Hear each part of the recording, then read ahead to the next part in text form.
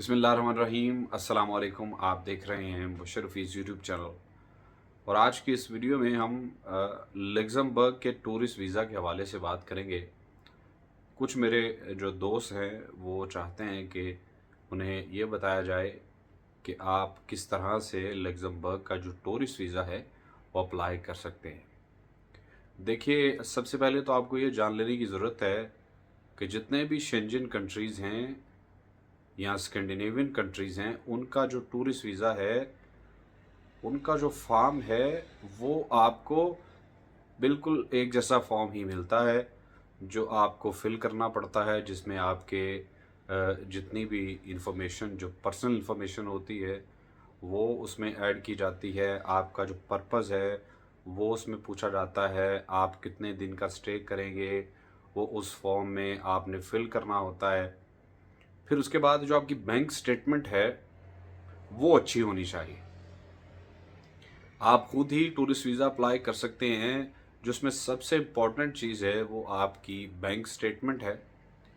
फिर उसके बाद आपके पास अगर आप किसी भी कंट्री में, यानी अगर आप इंडिया में हैं, पाकिस्तान में हैं, नेपाल में हैं, बांग्लादेश में हैं या किसी भी एशियन कंट्री में हैं और आप गवर्नमेंट जॉब कर रहे हैं, तो आपके लिए जो एनओसी है वो होना लाज़मी है। आपको अपने उस इदारे से, आपको उस इंस्टीट्यूशन से आपको परमिशन लेने की ज़रूरत पड़ती है।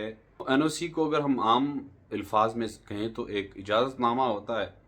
वो आपको एक परमिशन दी जाती है कि ये हमारा जो वर्कर है, वो हमारे पास इस ओहदे पे काम कर रहा है, वो ट्रैवल करना चाहता है, इस मुल्क को विज़िट करना चाहता है, तो हम इसे इजाज़त देते हैं। हमारी तरफ से किसी किस्म का कोई मसला नहीं है।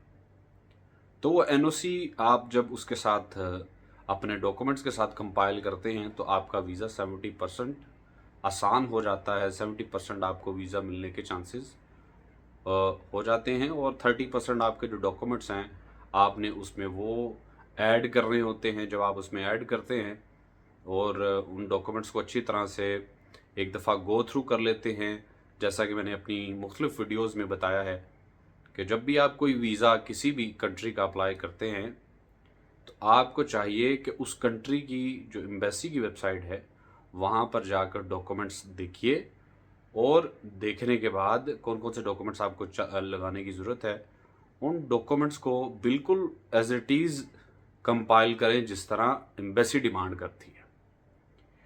तो ये तो हो गई जो लोग किसी इदारे में, गवर्नमेंट इदारे में काम कर रहे होते हैं, उनको किस तरह से वीज़ा अप्लाई करना है।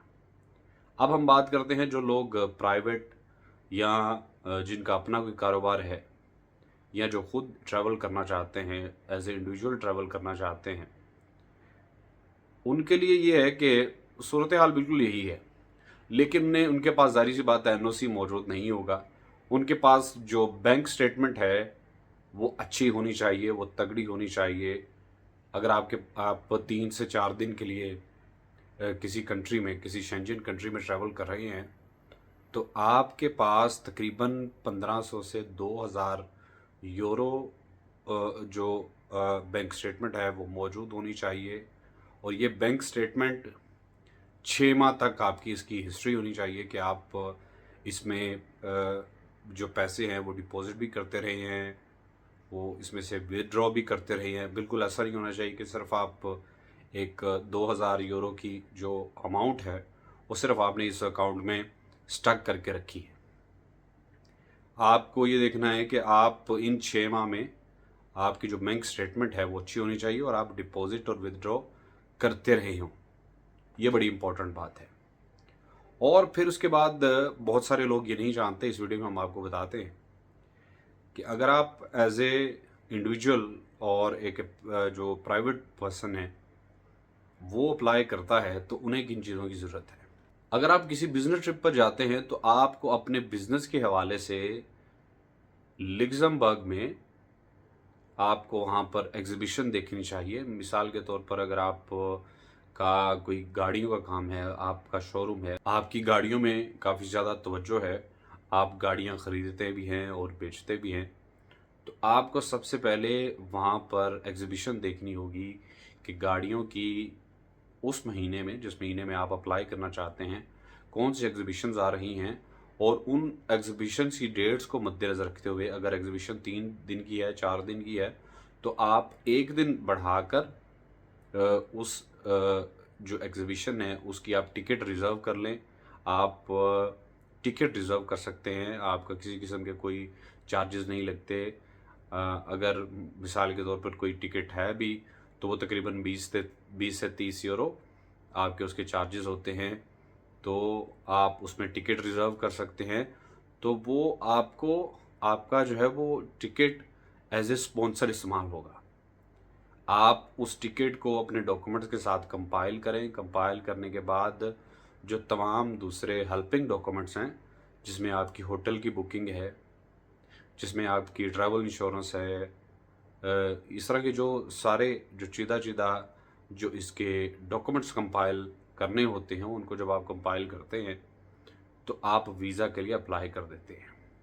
आपने इन डॉक्यूमेंट्स की मदद से एम्बेसी को ये बावर करवाना होता है कि अगर आप 3 से 4 दिन के लिए उस कंट्री में जा रहे हैं, उस कंट्री को विज़िट करना चाहते हैं, तो बिल्कुल 3 से 4 दिन के बाद आप वहाँ से वापस आ जाएंगे।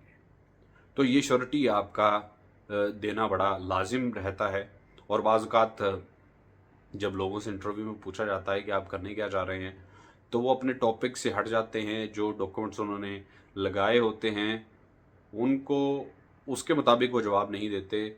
वो ये कह देते हैं कि जी हम वहाँ पर विज़िट करने जा रहे हैं, लेकिन उनके डॉक्यूमेंट्स में ये शो हो रहा होता है कि वो एक एग्ज़िबिशन को अटेंड करने जा रहे हैं।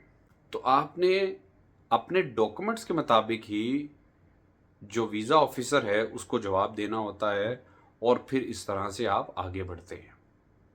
तो जब आपके इन जवाबात से जो वीज़ा ऑफ़िसर है वो सैटिस्फाई हो जाता है, तो फिर आपको वीज़ा मिलने के जो चांसेस हैं वो 99% हो जाते हैं।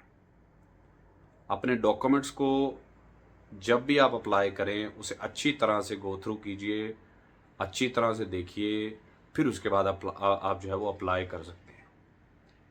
तो ये कोशिश की है कि आपको ये बताया जाए कि अगर आप किसी भी शेंजन कंट्री में अप्लाई कर रहे हैं, ख़ाह वो लग्ज़मबर्ग है या कोई भी दूसरी अगर स्कैंडिनेवियन कंट्रीज़ हैं, अगर उसमें आप अप्लाई करना चाहते हैं, तो उनका जो प्रोसीजर है वो सेम है, लेकिन आप उसको अच्छी तरह से गो थ्रू कीजिए और फिर उसके बाद अपना वीज़ा अप्लाई कीजिए। तो इंशाल्लाह इस तरह की जो इन्फॉर्मेटिव जो है वो वीडियोज़ हैं, वो आप तक पहुंचाते रहेंगे, और हमारा जो एक ताल्लुक़ है वो इंशाल्लाह इसी तरह से बंधा रहेगा। आप मेरी वीडियोज़ को वॉच कीजिए, सब्सक्राइब कीजिए मेरे चैनल को, और कमेंट्स में बताइए कि किस तरह की वीडियोज़ आपके सामने पेश की जाएँ। अगली वीडियो तक मुझे इजाज़त दीजिए। बहुत शुक्रिया।